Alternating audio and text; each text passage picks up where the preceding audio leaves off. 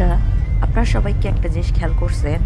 আমি যেটা খেয়াল করছি, এই যে সবাই যে শো আপ করার জন্য বলতেছে যে আমার বাজেট 1,60,000 টাকা, 70,000 টাকা, 50,000 টাকা, 5 লাখ টাকা, 10 লাখ টাকা, 20 লাখ টাকা। আসলে এগুলো শো আপ করে আপনাদের লাভটা কি?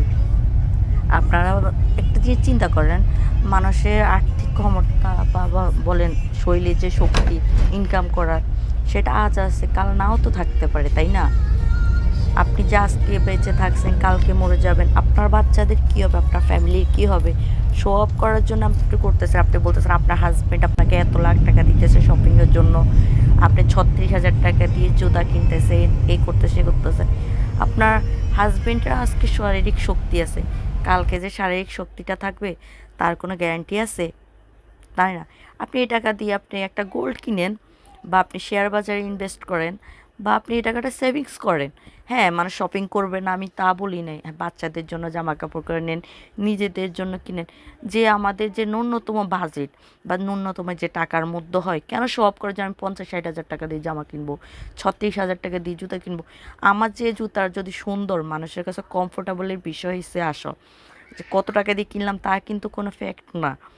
আমার জিনিসটা আমার সাথে মানানসই কিনা সেটা বড় বিষয়। আমরা তা না করে কি করতেছি, ছুটতেছি আমরা শো আপের বিষয়, যে এই যে দেখো আমার জুতাটা আমি এত টাকা দিয়ে নিয়েছি, ঘড়িটা তো আমার কথা হচ্ছে ঘড়িটা হয়েছে কেন সময় দেখার জন্য, আমি ঘড়ি লাগাইতে পারলে হয়েছে। হ্যাঁ, সৌন্দর্য একটা বিষয় আছে, যদি আপনি চান সৌন্দর্যটা আপনি কম টাকার মধ্যে ইয়ে করতে পারবেন।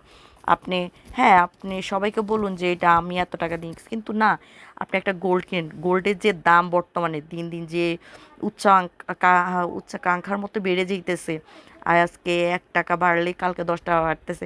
আপনি গোল্ডটা এখন 10 টাকা দিয়ে কিনলে ভবিষ্যতে আপনার 20 টাকা লস কার আপনার না ওনাদের, প্রফিট কার আপনার। তো আপনারা এই যে শো আপ করার জন্য 10-20 লাখ টাকা, 5 লাখ টাকা, 2 লাখ টাকা, 70,000 টাকা দিয়ে আপনারা যে যে শপিং করতেছেন, আজকে পড়বেন কালকে পুরাতন হয়ে যাবে। তার থেকে ভালো না যে 1-1,500 টাকা, 2,000 টাকা দিয়ে একটা ড্রেস কিনলাম, বাকিটা আমি একটা গোল্ড কিনলাম বা অন্য কাজে ইনভেস্ট করলাম, তাই না? তো ভালো থাকবেন সবাই, আসসালামু আলাইকুম।